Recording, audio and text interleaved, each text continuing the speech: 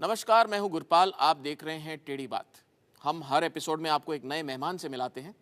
हमारे जो आज के मेहमान हैं वो लखनऊ के नवाब वाजिद अली शाह के ख़ानदान से ताल्लुक़ रखते हैं। उनके दूर के खालाजात के भाई हैं और इनका नाम है नवाब साजिद अली शाह। वैसे नवाब और नवाबी कब की ख़त्म हो चुकी है। आइए फिर भी इनसे मुलाकात करते हैं, देखते हैं इनका क्या कहना है। नवाब साहब, स्टूडियो में आपका इस्तकबाल है। जी बहुत खूब। आपने इस्तकबाल तो खूब कह दिया। अब हमें देखना यह है कि आपने इस्तकबाल बाद वो एहतराम बाखुलूस कहा कि नहीं। जी। अगर आपने बाअदब व एहतराम बाखुलूस कहा है तो इस्तकबाल को कबूल करना हम पर लाज़मी है। जी। और अगर नहीं कहा तो हम पर लाज़मी नहीं। लेकिन हमारा दिल कह रहा है कि आपने बाअदब व एहतराम बाखुलूस कहा है तो हम आपका इस्तकबाल कबूल करते हैं। नवाब साहब, आपकी लंबी लंबी लमतरानी, मेरा मतलब है आपकी ये फालतू स्पीच ख़त्म हो गई हो तो मुझे इजाज़त दीजिए, मैं आपसे सवाल पूछ सकूं प्लीज़। जनाब, अब सोचने वाली बात यह है कि आपने हमसे सवाल करने की इजाज़त मांगी और हम आपको इजाज़त दे दें। अब सोचना यह है कि अगर हम आपको इजाज़त दे दें तो किस शर्त पे दें। हम जिस शर्त पे दें, आप उस शर्त की अहमियत को समझने की सलाहियत रखती हैं कि नहीं, उस शर्त की नाजुकता को महसूस कर सकते हैं कि नहीं, उस शर्त का लिहाज रख सकते हैं कि नहीं। देखिए, हम आपकी शर्त क्या, हम आपको समझने की समझ भी रखते हैं। फिलहाल हमारा सवाल ये है। रुकिए रुकिए, आपका सवाल सर आंखों पर, लेकिन सवाल ये उठता है कि आप जो सवाल कर रहे हैं वो सवाल हमको यानी भाई नवाब वाजिद अली शाह के दूर के खालाजाद भाई साजिद अली शाह को बाग बाग करता है कि नहीं, दिल को गुदगुदाता है या नहीं। माफ़ कीजिए नवाब साहब, आपके भाई वाजिद अली शाह खुद के लिए और दिल के लिए ही जीते रहे, दिमाग से तो दूर दूर तक रिश्ता ही नहीं रहा। मेरा ख्याल है अगर दिमाग से काम लेते तो और ही बात होती। आप ये कैसे कह सकते हैं कि हमारे भाई नवाब वाजिद अली शाह ने दिमाग से काम नहीं लिया। खैर, ये तो हम आपको आगे बताएंगे कि उन्होंने दिमाग से कब और कहाँ काम किया। रही बात आपकी भायात ख्याल की, तो बराए मेहरबानी आप अपने ख्याल को एक अच्छे से लिफाफे में बंद कर दें, किसी साफ सुथरी जगह में दफन कर दें और फिर सवाल करें। ये तो मेरा सवाल है, चूंकि आप नवाब वाजिद अली शाह के ख़ानदान से हैं तो उनके वक्त के हालात कैसे थे आपको मालूमात तो होगी। मालूमात है कि नहीं हम आपको बाद में बताएंगे। पहले आप ये बताइए, आपकी उम्र किस मोड़ पे सफ़र कर रही है। जी, यही कोई 40-45। आहा, और अब हमारी उम्र का अंदाज़ा लगाइए। आप 65-70 के आसपास। तो 65 के आस होंगे, 70 के पास होंगे। जी, 70 साल के होंगे आप। तो बताइए, आपका सवाल उल जुलूल है कि नहीं। अरे भाई, नवाब वाजिद अली शाह का वक्त गुजरे, जमाना गुजरा। अब चूंकि हमारी उम्र ही आपके बताने के मुताबिक 70 बरस है, यानी कि भाई वाजिद अली शाह के वक्त हमारी बुनियाद का ठिकाना ही नहीं रहेगा है। और हमारी क्या, हमारे अब्बा हुजूर के परअब्बा हुजूर के अब्बा हुजूर भी बुनियाद में नहीं आए होंगे हैं। अब चूंकि हम उसी खानदान से ताल्लुक रखते हैं तो हमारी दादी की परदादी ने हमारी दादी के जरिए भाई नवाब वाजिद अली शाह के कारगुजारियों को एक दूसरे तक पहुंचाया। तो पहुंचते पहुंचते हमारी दादी के कानों तक भी ये बात पहुंची और हमारी दादी ने भाई नवाब वाजिद अली शाह के कारगुजारी को हम तक पहुंचाया। तब ये जाके हमको पता चला कि भाई नवाब वाजिद अली शाह अपने ज़माने में निहायत ही रंगीन तबीयत के नवाब हुआ करते थे। क्या आपकी दादी ने ये बताया कि नवाब वाजिद अली शाह इतना ही लंबा लंबा बोलते थे, छोटी सी बात को इतना लंबा खींच देते थे। जनाब, अच्छा सवाल है, लज्जत से लबरेज है। जी, लज्जत से लबरेज का मतलब आपको नहीं मालूम? जी नहीं। लज्जत से लबरेज का मतलब नहीं मालूम? जी नहीं मालूम। क्या वाकई नहीं मालूम? सर, कितनी बार कहूँ नहीं मालूम। जनाब, यह आपका कसूर नहीं है, यह आपकी कम पढ़ाई का सबूत है। लज्जत यानी स्वाद, टेस्ट, जायका। लबरेज यानी भरा, फुल, लबालब, स्वाद से भरा। तो क्या हुआ? जी, स्वाद से भरा। जनाब, याद कर लीजिए, आगे कभी नवाब को बुलाएंगे तो काम आएगा, क्योंकि सब नवाब एक जैसे नहीं होते। कोई मोहब्बत बरसाने वाले होते, कोई दौलत, तो कोई जूते भी बरसाने वाले होते हैं। नवाब साहब, अभी मुझे मेरे सवाल का जवाब नहीं मिला, अभी बाकी है। हाँ, तो आपका सवाल यही था ना कि भाई वाजिद अली शाह भी क्या इतना ही बोलते थे? जी। तो हम आपके सवाल के जवाब में आपको सिर्फ ये बताना चाहते हैं कि भाई नवाब वाजिद अली शाह को इतना बोलने की फुर्सत ही नहीं थी, क्योंकि वो हुस्न की आगोश में मशरूफ रहते थे। अब चूंकि हमारे पास आज ना तो हुस्न है और ना ही हुस्न की आगोश है, तो हम जुबानी नवाबी जाहिर करते हैं। आपके कहने का मतलब है कि रस्सी जल गई, ऐंठ नहीं गई। जनाब, ऐंठ चली गई तो कमबख्त रस्सी कहाँ कहलाएगी? अब देखिए, भाई नवाब वाजिद अली शाह का वक्त गुजरे, जमाना गुजरा, लेकिन उनकी नवाबी आज तक बरकरार है। जी, यहाँ पर गौर करने वाली एक बात और भी है कि हमारे हिंदुस्तान की आवाम बड़ी नमक हलाल है? अंग्रेजों को अंग्रेजी का दम भरने में अंग्रेजों से भी 2 कदम आगे। अब चूंकि अंग्रेजों ने हिंदुस्तान पे हुकूमत की, चाहे अच्छी हो या बुरी की हो दूसरी बात है, दोनों ही सूरत में हिंदुस्तानियों ने उनका नमक खाया। भले ही पसीने की जगह खून बहाना पड़ता था, नमक तो उनकी हुकूमत का ही था ना। तो ये आज भी उनके नमक का हक अंग्रेजी के जरिए निभा रही है। जी। ये बात अलग है कि नमक का हक निभाने में अपनी ही मादरी जबान यानी मातृभाषा से महरूम यानी कि वंचित होती जा रही। अगर इन्हें हिंदी के इम्तिहान में बिठा दिया जाए तो ये कमरे के चारों तरफ ढूंढते फिरेंगे कि हिंदी कब और किधर से आ रही है। जी बिल्कुल। तो यहाँ हमारा कहने का मतलब ये है कि अंग्रेजी बोलना कोई बुरी बात नहीं, मगर अंग्रेजी बोलते बोलते अपनी मादरी जबान को भुलाना ये अच्छी बात नहीं है। जनाब, आपने अल्लामा इकबाल का वो शेर तो सुना होगा? जी, आप जैसे नवाब जहाँ बैठ जाएं तो और किसी को सुनने की फुर्सत ही कहाँ। देखिए, टेढ़ी बात मत कीजिए, टेढ़ा बोलने का शर्फ सिर्फ हमें हासिल है। और रही बात नवाब की, तो आप खुशनसीब हैं जो हम आप तक चल कर आए हैं जी, वरना नवाबों की शान आपने अभी देखी कहाँ, माफ कीजिएगा। हमारे वालिद मोहतरम मरहूम माजिद अली शाह 3 दिन एक जगह से हिले नहीं। बारिश आई, तूफान आया, ओले पड़े, लेकिन वो हिले नहीं। जानते ही क्यों?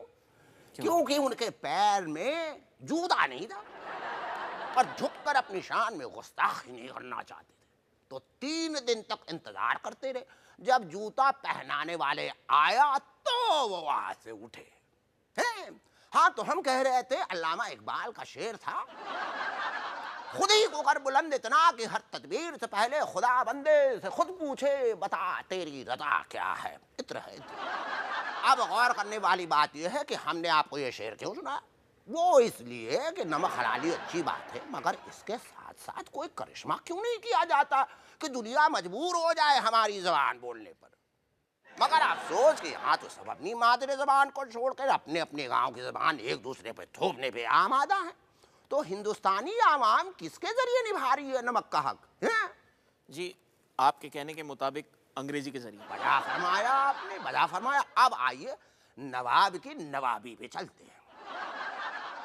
अंग्रेजों से पहले नवाब गए, मगर नवाबी अभी भी बाकी है।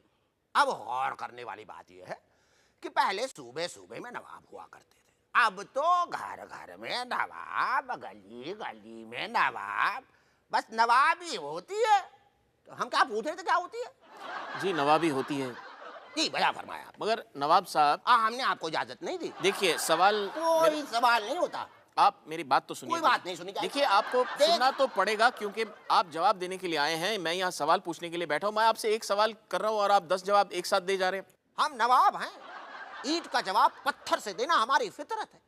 अभी हमारी बात खत्म नहीं हुई। हाँ, तो हम नवाबी भी थे। तो आइए अब हिंदुस्तान के आवाम के नमक हलाली की हद देखते। बड़ी नमक हलाली, बड़ी नमक हलाली। तो शुरू करते हैं दिल्ली से। विधानसभा में नवाबी, सदन में नवाबी, असेंबली में नवाबी, और आजकल तो नवाबी सर चढ़ के भी बोलने लगे। कोई भी नेता नवाब दूसरे नेता नवाब को पकड़ के कब जुतिया दे, कब गिरबा चाक कर दे, कोई भरोसा नहीं। ये रही बड़े नेता नवाबों की नवाबी। अब आइए छोटे नेता नवाबों की तरफ रुख करते। लखनऊ शहर में 3 पहिए का रिक्शा चालक भी पूरी नवाबी में रहता है। कोई मर क्यों ना जाए, उसे नहीं जाना तो नहीं जाना।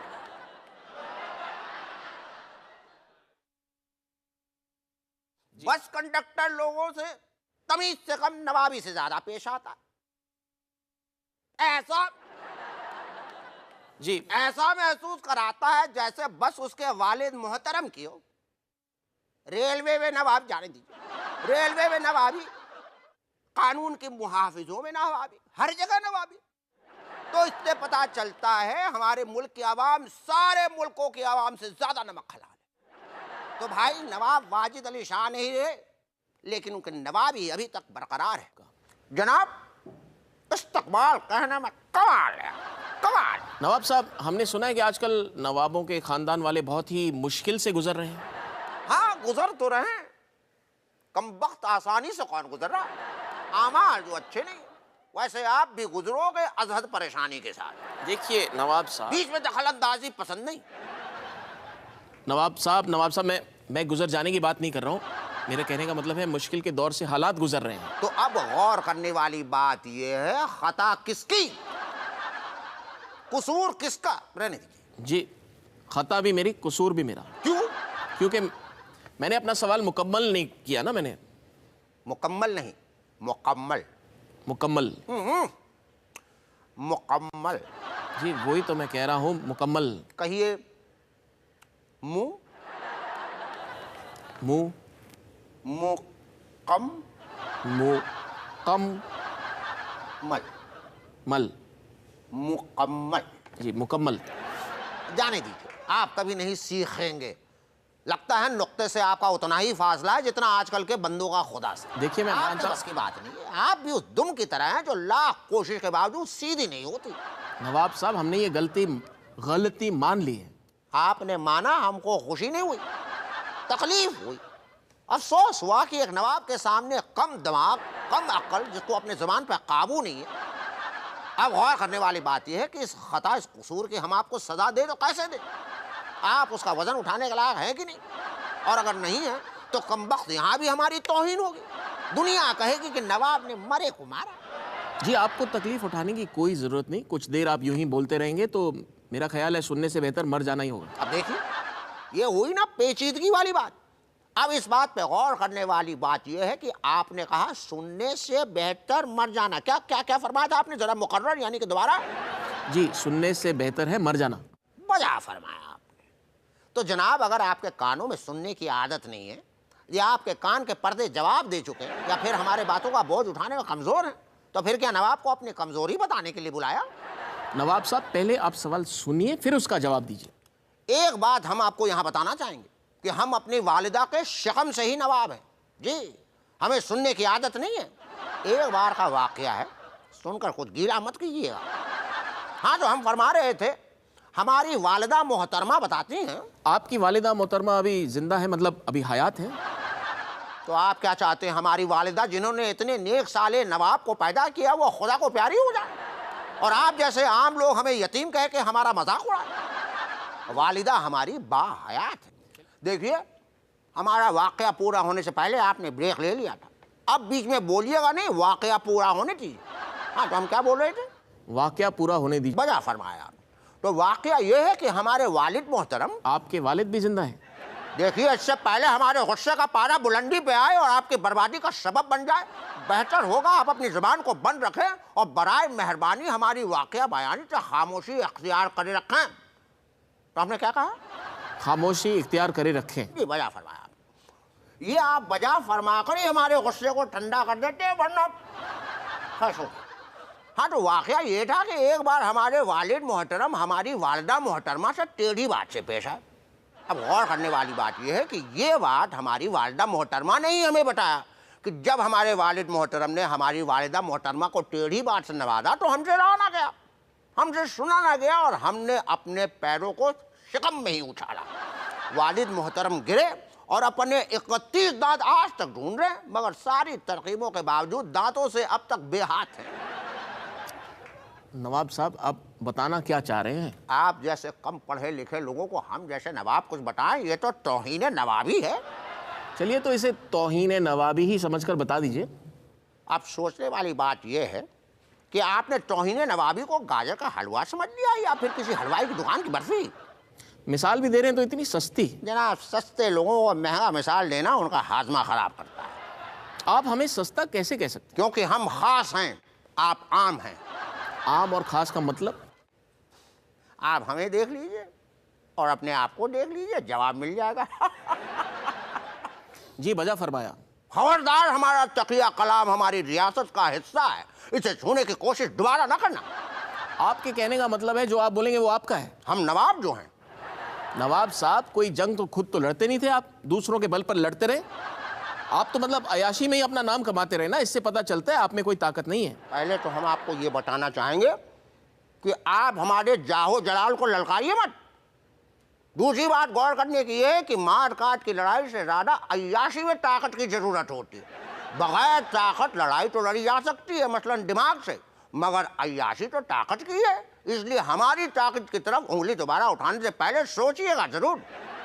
जी, अयाशी का दम ऐसे भर रहे हैं जैसे खाली टायर में मुंह से हवा भरते हैं। आपके भाई वाजिद अली शाह ने सारा खजाना अयाशी में नहीं लूट दिया था? अब यहाँ पे आप गलत फहमी का शिकार हैं।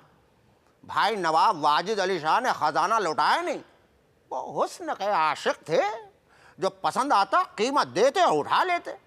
अब गौर करने वाली बात यहाँ ये है कि भाई वाजिद अली शाह ने यहाँ पर दिमाग से काम किया। जितना खजाना लुटाया आज भी यहीं पर है। मिसाल के तौर पर जितनी हुस्न की मलिकाएं थी सब यहीं पर थी, तो जाहिर है वो मरने के बाद कब्र में तो नहीं ले गई होंगी। तो इससे पता चलता है कि वो खजाना आज भी यहीं घूम रहा है। ये अलग बात है कि दिखता नहीं। अब रही आज के नवाबों की बात, तो आजकल के नवाबों को बाहरी मलिकाएं पसंद है और ये बाहर खजाने लुटाकर चले आते हैं। तो अब गौर करने वाली बात यह है कि भाई वाजिद अली शाह दुरुस्त है या आज के नेता नवाब? देखिए, हमारी समझ में तो दोनों ही गलत है। अगर आपके भाई नवाब वाजिद अली शाह उस वक्त नवाबी में नहीं पढ़ते, आने वाली नस्लों की फिक्र करते, तो उनकी ऐसी हालत नहीं होती ना। आजकल के जो नेता नवाब हैं उन्हें ये चाहिए कि पैसा जो है वो अपने देश के गरीब जनता में लगाएं, देश में लगाएं, ताकि देश का विकास कर सके। बजा फरमाया। अब देखना यह है कि आपने जो अभी ताकत से और हिम्मत से जोर लगा के इतनी अच्छी और ज़हीन बात कही कि आज के नेता नवाबों के दिमाग में असर करती है कि नहीं, और अगर नहीं करती तो उसकी दो वजह। एक वजह यह है कि वो खुद कोशिश नहीं करते, और दूसरी वजह यह है कि इनका दिमाग इस लायक रहा ही नहीं। अब दिमाग इस लायक रहा ही नहीं तो इसकी भी दो वजह। एक वजह यह है कि अगर ये अपने दिमाग में मुल्क की तरक्की की बात डालते हैं तो इनके खुद की तरक्की नहीं हो पाएगी, और दूसरी वजह यह है कि मुल्क की आवाम भी खाने पीने लगेगी, जो ये नहीं चाहते। नवाब साहब, मैं आपको यहाँ रोकूंगा क्योंकि वक्त ख़त्म हो गया। वैसे मन तो नहीं कर रहा कि मैं जाऊँ, क्योंकि आपने इतनी सारी बातें जो कही, बहुत मज़ा आया। मुझे एक भी बात समझ नहीं आई। मैं तो चाहूँगा कि आपसे फिर मुलाकात हो ये बातें समझने के लिए। हम मुंतज़िर रहें।